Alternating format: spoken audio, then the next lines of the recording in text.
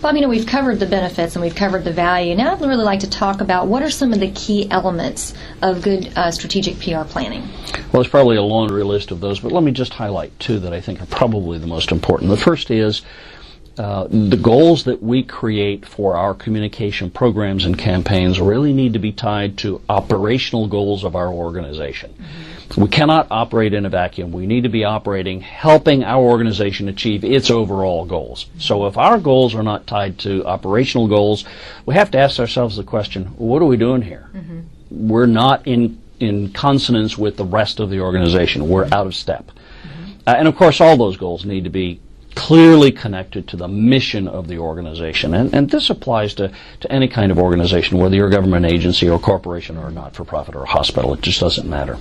The second thing is we really need to be measurable. We need to be able to prove after we have communicated that we've actually accomplished something. And we owe that to our bosses, the people that we work for, to demonstrate that we've actually done something. But we also owe that to our constituents, the taxpayers, the people to whom we're really responsible, again, to prove that we are good stewards of their assets. So we have to measure, we have to conduct research, and we have to have measurable objectives that will allow us to do that.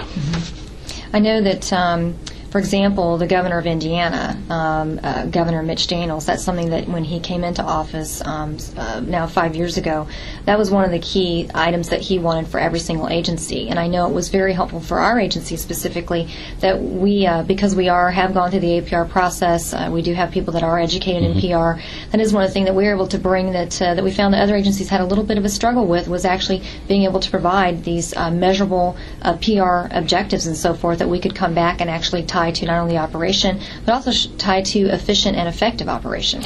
And and I think that is absolutely the right approach. And we didn't make this stuff up. This is literally drawn from Management by Objective, which is a classic approach in business schools to teaching business managers how to manage assets. This is not something that we created that is in any way unique to public relations. This is clearly good management principles. Great.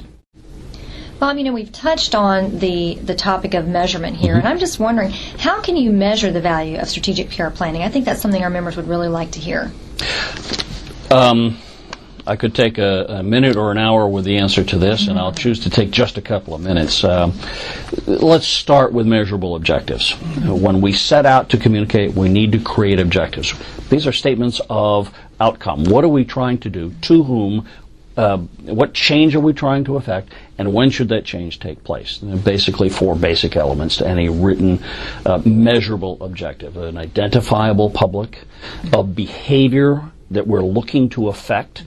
Now, behaviors can be things like butts and seats, participation, can be awareness, can be knowledge, and as long as they're correctly identified and defined, we can do those things.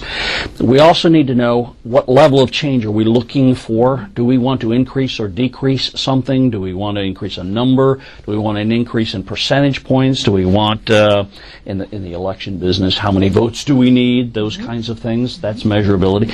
And, to be perfectly honest, we need to set an end point at which time we're going to say, we're going to stop here and see how well we're doing. Okay.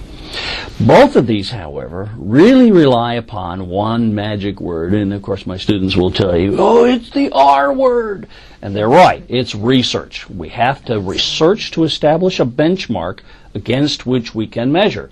So if we're trying to change the knowledge of a given public about an issue, we need to know what their starting point is. How much do they know about this issue now?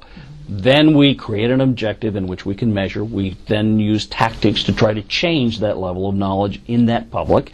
And then at some specified period of time, 6 months, a year, whatever we decide is appropriate and necessary, we stop what we're doing and we measure again.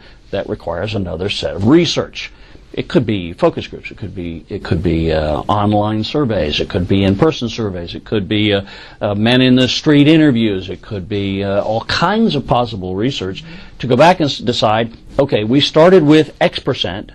We wanted to achieve Y percent. Did we get there? If we did, great, touchdown, put points on the board. If we didn't, okay, what did we do wrong? It's not failure. Right. It's what did we do wrong? How can we fix this? we need to do some more communicating. We didn't get there. So let's go back and revisit all of the tactics, the strategies and tactics that we developed to accomplish this objective. Let's make some changes, and then let's try again. It's not that if you don't achieve an objective, it's not failure. Right. It's redirection time. It's lesson. It's a lesson in what didn't work. Now let's find something that did work. Right. So it sounds like what I'm hearing is that when we take the research, combine that with the measurable objective, and then combine that obviously with implementation and then with obviously evaluation, right, that is a strategic context. That is the strategic concept. That is exactly right. And all of that leads to return on investment. Mm-hmm. Did you accomplish what you set out to accomplish using the assets that the citizens of your city, county, state, nation provide for you? They expect that. We owe them that. That's the way we should be operating. Great. Bob, thanks so much for everything you've shared today. I want to wrap up today by seeing if we can get a couple of recommendations, or at least one good recommendation from you for a resource that our members could go to. One thing that we found in our membership survey is that our members want resources, whether it be a book, whether it be a website, somewhere where they can go to get more information to develop themselves further. So do you have one or two sources that you would recommend regarding strategic planning? Stephanie, I think the very best resource, and a resource that we use here both in our undergraduate program and our graduate program, and one that I also know is a recommended reading for those who are preparing for the accreditation exam in PRSA, is Strategic Planning for Public Relations. It's a textbook written by Ron D. Smith, and it is actually, it's just absolutely dynamite. It takes this whole process and explains strategic planning from start to finish, from research all the way to evaluation. It gives you the details. It provides you with examples of how each one of these works. People struggle with, okay, how do I write a measurable objective? Well, Ron Smith will walk you through that whole process in this book. It's easy to understand. You can see the examples. They're real-world examples. He updates it every couple of years, as every academic does. Nonetheless, he updates it for more current examples. I can't think of a better resource than that textbook, Strategic Planning for Public Relations by Ronald D. Smith. Great. And I tell you what, we'll make sure that we put a link out for our members on the website as part of this so they can go out there and find that book. Super. That'd be a great resource for them. Great. Well, Bob, thank you so much for being with us today. You've given us a lot of good information to think about, obviously a very good resource, and I think this will be very valuable to our members. Well, Stephanie, I applaud you for doing these things. I think this is just a wonderful idea, and it's been my absolute pleasure to be a part of this process for you. Great. Thanks so much, Bob. You're welcome.